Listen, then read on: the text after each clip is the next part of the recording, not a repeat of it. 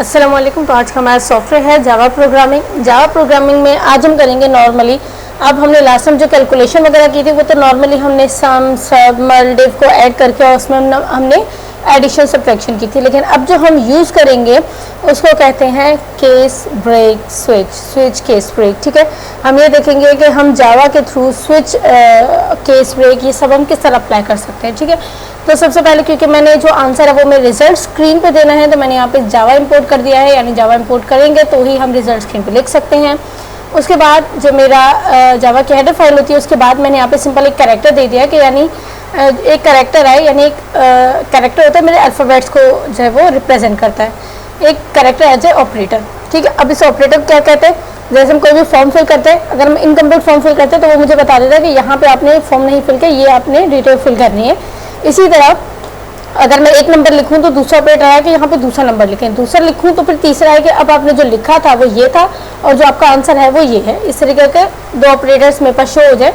और उसके बाद मुझे 3 नंबर्स, अब डबल हम तब यूज़ करते हैं जब हम दो से ज़्यादा नंबर्स को यूसेज करते हैं।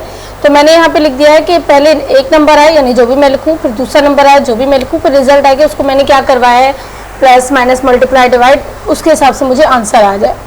अब ये तो मैंने इसको बता दिया कि इन दोनों का मतलब क्या है, लेकिन अब ये मुझे कोडिंग करनी है। तो कोडिंग करने के लिए मैं क्या करूँगी, सबसे पहले मैंने बताया कि मैंने स्कैनर फंक्शन यूज़ करना है। तो न्यू फंक्शन मैंने आपको पहले बताया कि जब भी हम स्कैनर यूज़ करेंगे हम हर बार न्यू स्कैनर लिखेंगे। न्यू स्कैनर लिखने का मकसद क्या होता है कि बार बार जब भी हम कोडिंग करें तो मेरा जो स्कैनर फंक्शन है वो हर बार न्यू जो है वो स्कैनर फंक्शन बन के यूज़ हो, ना कि प्रीवियस वन। तो अब मैंने कहा कि सबसे पहले सिस्टम डॉट इन यानी मेरे जो रिजल्ट थी ना वहाँ पे एक जो है वो मुझे ऑपरेटर शो हो जाए कि इसमें से कोई भी एक वैल्यू आपने चूज़ करनी है कि आपने क्या करवाना है। उसके बाद जो मेरा ऑपरेटर है वो मुझे एक नेक्स्ट जो है वो लाइन दे दे और उसमें जो है वो नेक्स्ट कैरेक्टर आ जाए। अब वो कैरेक्टर कौन सा हो, वो कैरेक्टर हो कि अपना पहला नंबर लिखें, एंटर योर फर्स्ट नेम। फिर जब मैं अपना पहला जो है वो नंबर लिख लूँ तो उसके बाद मुझे डबल दे यानी दूसरा इंटीजर दे। अब दूसरा इंटीजर जब मैं एंटर योर नंबर, अब जब मैं दूसरा नंबर लिख लूँ तो मुझे क्या करे कि वो मुझे तीसरा नंबर डबल नेक्स्ट इंटीजर दे दे। अब वो नेक्स्ट इंटीजर क्या हो, अब स्विच का मतलब होता है इन केस अगर ये तो अब मेरे ऑपरेटर्स हैं, यानी अगर मैंने प्लस माइनस डिवाइड मल्टीप्लाई में से कुछ भी लिया हो तो प्लस हो तो क्या करें, सबसे पहले रिजल्ट जो मेरा बराबर है वो किसके, कि जो मेरा वैल्यू नंबर 1 होगा वो प्लस हो जाएगी वैल्यू नंबर 2 के साथ, तो मेरा जो रिजल्ट है वो आ जाएगा। अब ये स्क्रीन पे कैसे शो होगा, स्क्रीन पे ऐसे शो होगा कि मेरा पहले नंबर 1 जो भी मैं लिखूंगी वो आएगा, फिर प्लस का साइन आएगा, उसके बाद जो भी मेरा नंबर होगा वो आएगा, मेरा इक्वल टू का साइन आएगा और जो भी मेरा आंसर होगा उन सब के बाद वो आएगा। फिर मेरा ब्रेक यानी ये कंडीशन यहाँ ख़त्म। दूसरी कंडीशन, अच्छा बेसिकली ऑपरेटर्स क्या होते हैं, प्लस माइनस डिवाइड मल्टीप्लाई हमारे ऑपरेटर्स होते हैं। ठीक है, तो मैंने यहाँ पे दे दिया कि केस नंबर 2, लेकिन अगर कोई माइनस चूज़ करता है तो क्या हो कि बिल्कुल इसी तरह के मेरा जो नंबर 1 हो माइनस हो जाए नंबर 1 2 के साथ, तो ये मेरा रिजल्ट हो। अब ये स्क्रीन पे कैसे शो हो कि पहला नंबर आए, फिर माइनस का साइन आए, फिर दूसरा नंबर आए, इक्वल टू का साइन आए, इन दोनों के दरमियान जब माइनस होकर जो आंसर आएगा वो मेरा रिजल्ट बन जाए।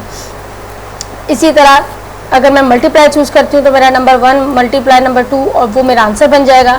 अब रिजल्ट स्क्रीन पे कैसे शो होगा कि मेरा एक नंबर आएगा उसको मल्टीप्लाई करवाएगा सेकंड नंबर के साथ इज इक्वल टू और फिर जो भी मेरा मल्टीप्लाई के आंसर आएगा वो। इसी तरह केस नंबर 4 है हमारे पास डिवाइड, कि अगर मेरा जो नंबर 1 है वो डिवाइड हो जाए 2 के साथ तो ये मेरा रिजल्ट बन जाएगा। लेकिन जो मेरा आउटपुट है यानी रिजल्ट स्क्रीन पे कैसे शो होगा कि जो भी मैं नंबर 1 प्रिंट करूँगी डिवाइड के साथ second number is equal to के साथ और उसके बाद मुझे दे देगा मेरा रिजल्ट। लेकिन अगर मैं इनमें से कोई भी कंडीशन चूज़ नहीं करती हूँ तो वो मुझे दे देगा इनवैलिड ऑपरेटर।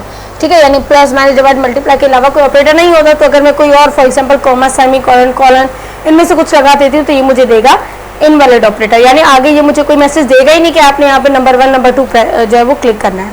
अब मैं F6 कर रही हूँ। अब देखिए कह रहा है चूज़ एन ऑपरेटर, जो भी मैं चूज़ करूँ, फॉर एग्जाम्पल मैं यहाँ पे डिवाइड चूज़ कर देती हूँ, सॉरी यहाँ पे डिवाइड लिख देती हूँ, एंटर। तो अब आपने किस नंबर को प्रिंट करवाना है किसके साथ, तो दो मुझे वैल्यूज़ लिखनी होंगी, 9 डिवाइडेड बाई 3, तो मुझे देगा कि आपने 9 को डिवाइड किया 3 से तो 3 यानी 9 के टेबल में 3 3 ही आता है।